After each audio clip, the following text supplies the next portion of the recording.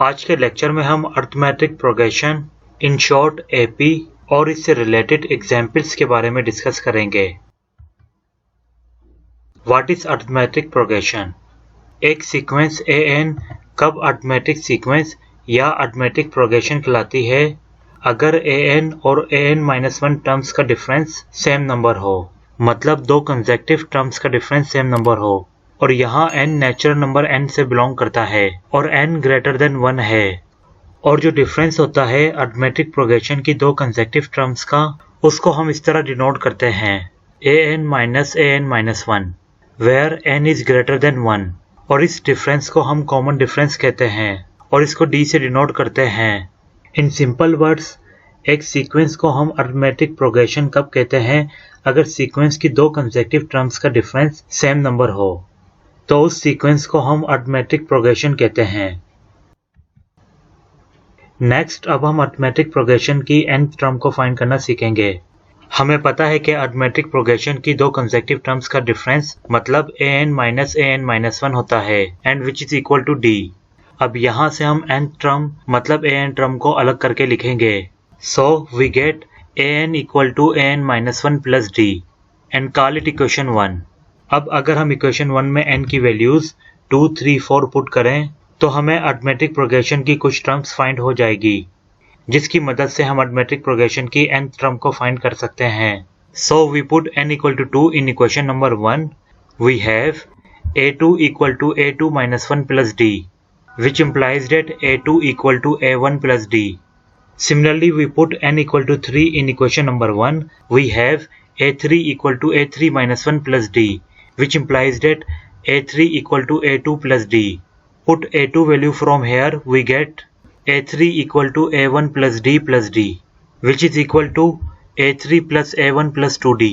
Similarly, put n equal to 4 in equation number 1.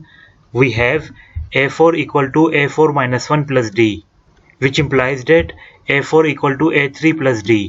Put a3 value from here, we get a4 equal to a1 plus 2d plus d, which is equal to a4 plus a1 plus 3d.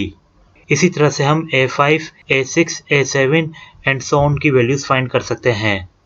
और अगर हम a2, a3, a4 की terms पर गौर करें तो हम in terms को इस तरह भी लिख सकते हैं a2 equal to a1 plus 2-1 into d and a3 equal to a1 plus 3-1 into d and a4 equal to a1 plus 4-1 into d। यूं इससे हम ये कंक्लूड कर सकते हैं कि general term an equal to a1 plus n-1 into d है, which is the required formula for arithmetic progression। यहाँ a1 सीक्वेंस की फर्स्ट टर्म को शो करता है और n सीक्वेंस की नंबर ऑफ टर्म्स को शो करता है और d सीक्वेंस की दो कंसेक्यूटिव टर्म्स के दरमियान फिक्स नंबर मतलब कॉमन डिफरेंस को शो करता है और an सीक्वेंस की जनरल टर्म या nth टर्म को शो करता है।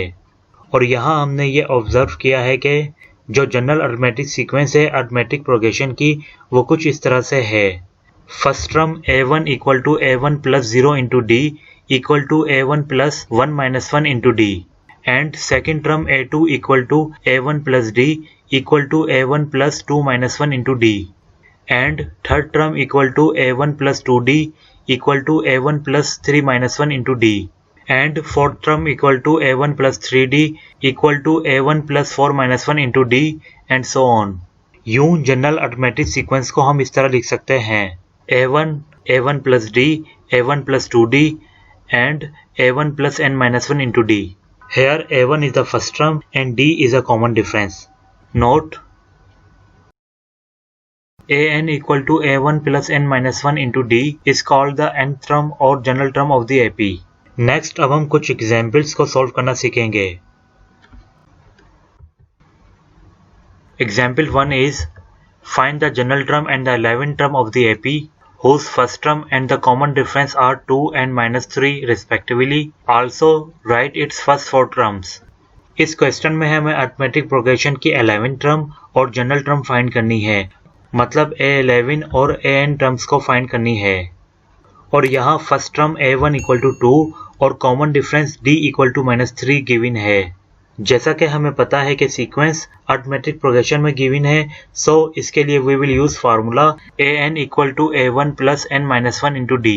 First, to find the general term of an arithmetic progression, substituting the values of a1 and d, so we will get an equal to 2 plus n minus 1 into minus 3, which is equal to 2 minus 3n plus 3. Add these terms, we get 5 minus 3n. यूं जो arithmetic progression की general term an equal है 5 minus 3n के, and call it equation number 1. अब arithmetic progression की 11th term मतलब a11 को find करने के लिए we put n equal to 11 in equation number 1, so we have a11 equal to 5 minus 3 into 11, which is equal to 5 minus 33. यूं arithmetic progression की 11th term minus 28 है. Second part में हमें इस अरिथमेटिक प्रोग्रेशन की फर्स्ट 4 टर्म यानी a1, a2, a3 और a4 भी फाइंड करनी है. जैसा कि हमें पता है कि इस अरिथमेटिक प्रोग्रेशन की फर्स्ट टर्म यानी a1 इक्वल टू 2 है.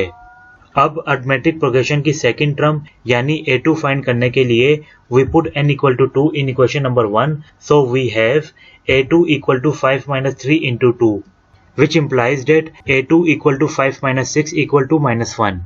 यूं अरिथमेटिक प्रोग्रेशन की सेकेंड टर्म -1 है. थर्ड टर्म के लिए we put n equal to 3 in equation number 1, we have a3 equal to 5 minus 3 into 3, which implies that a3 equal to 5 minus 9 equal to -4. यूं arithmetic progression की third term -4 है.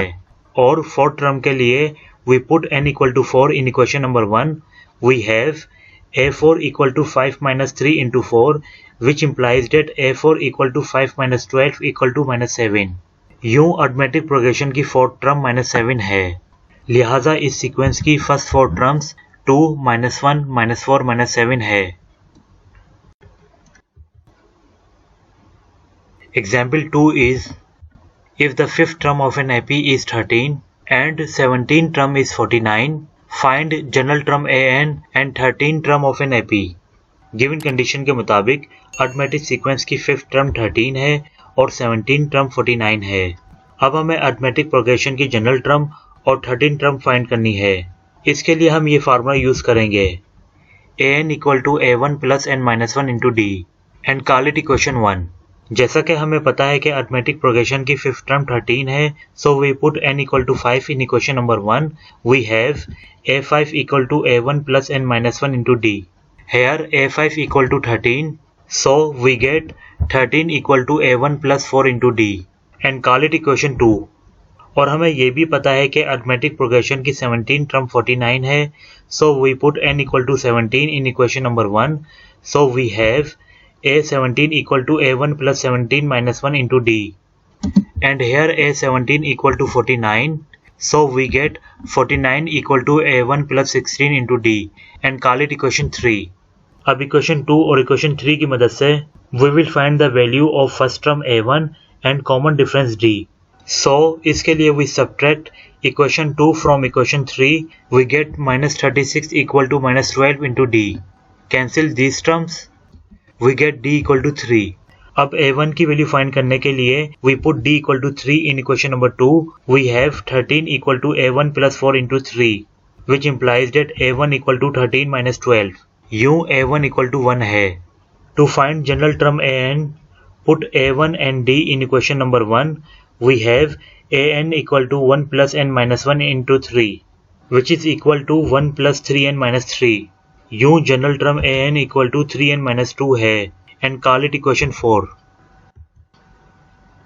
अब a13 की value find करने के लिए we put n equal to 13 in equation number 4, so we have a13 equal to 3 into 13 minus 2, which is equal to 39 minus 2. यूं 13 term of an AP is 37, which is the required answer. Example 3 is, find the number of terms in the arithmetic progression if first term a1 equal to 3 and common difference d equal to 7 and general term an equal to 59. अब इस example में हमें first term a1 equal to 3, common difference d equal to 7 and general term an equal to 59 given है और हमें arithmetic progression की number of terms find करनी है, मतलब n फाइंड करना है. So इसके लिए we will use this formula an equal to a1 plus n minus 1 into d. Now substituting the values of a1, d and an, so we will get 59 equal to 3 plus n minus 1 into 7, which implies that 59 minus 3 equal to n minus 1 into 7. After solving these, we get 56 equal to n minus 1 into 7, which implies that 56 over 7 equal to n minus 1. Cancel these, we get 8 equal to n minus 1, which implies that n equal to 8 plus 1. यूं इस arithmetic progression की number of terms 9 है, which is the required answer. Example 4 is, if an minus 2 equal to 3n minus 11, find the nth term of the sequence. इस example में given है कि an minus 2 equal to 3n minus 11. अब n terms को find करने के लिए हम n को n plus 2 में replace कर देंगे. So we have a n plus 2 minus 2 equal to 3 into n plus 2 minus 11. After simplify the right hand side, we get 3n plus 6 minus 11. Cancel plus 2n minus 2 and solve this term. We get an equal to 3n minus 5, which is the required answer.